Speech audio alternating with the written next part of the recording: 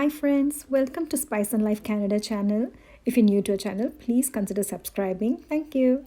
Today, we are going to see a very healthy and protein-rich Adai recipe. This Adai is like the dosa but a thicker version. For this, I'm taking 1 cup of red rice and then 1 cup of tur dal, which is otherwise called as split pigeon peas, and then 2 cups of chana dal or the split chickpeas, and then I'm going to wash everything together, drain it, and I'm going to fill it again with water and going to add 3 long red dry chilies and 1 tablespoon cumin seeds, and I'm going to let all this soak for minimum 4 hours or overnight. After 4 hours, I'm going to grind it. So to the blender, I'm adding an inch of ginger, 4 cloves of garlic, and I'm going to drain the dals from the water, and I'm going to add it to the blender and coarsely grind it. I'm going to do this in 2 batches. To this, I'm going to add 3 pinches of asafoetida powder. This helps eliminate the gas problems that can be caused due to dals, and also half a teaspoon of fennel powder. If not, fennel seeds can be added. Now I'm going to grind it into coarse paste.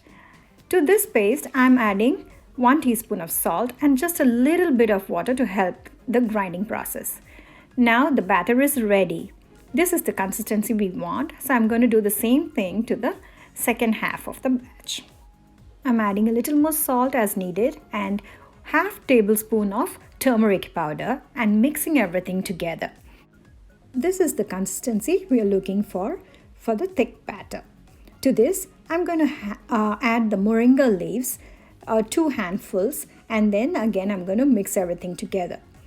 The Moringa leaves in this Adai recipe increases the fiber content and also it's high in iron content. So this becomes very nutritious and a very filling dish by itself. Now I'm going to heat a skillet or a tawa, and then I'm going to spread 1 tablespoon of oil on it. To the heated tawa, I'm going to add a big scoop of this thick batter. Now I washed my hands, and with my wet hands, I'm going to evenly spread out this batter. And this is the traditional way of making this adai. The wet hands help the batter not to stick to my fingers. Later I will show another method where I use just a spoon to spread out the batter. So once this is spread out evenly, I'm going to add 1 tablespoon of oil just around the edges. So this helps the adai to cook and become crispy. And now I'm covering it with a lid, and after 45 seconds to 1 minute, I'm flipping it over. Now you can see that the adai has become golden brown on one side.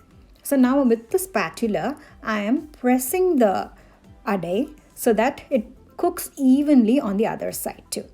Now you can see that the other side has cooked also. The adai is ready now, but to enhance the flavor, I'm going to spread a little bit of ghee on both sides of the adai. Kids would love to eat this adai with the ghee, but the ghee is totally optional.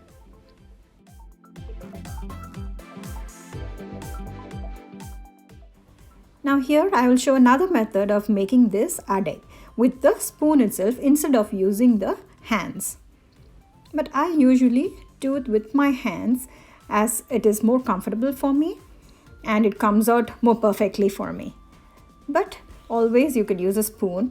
In the same way, spread it out, pour the oil around the edges, cover it with a lid and cook, and flip it over, and the adai is ready. This adai recipe is a very versatile recipe. It can be either had as breakfast or for dinner. This recipe is very good even for diabetic patients, as we are using red rice here, which is very low in the glycemic index, and instead of red rice, even brown rice could be used. This recipe is also a gluten-free recipe, as we are just using rice and dals with the moringa leaves. This recipe also does not need any side dish, and if needed, it can be eaten with yogurt, raita, or just idli podi. I hope you enjoyed this video. Please subscribe, like, share, and comment. Thanks for watching.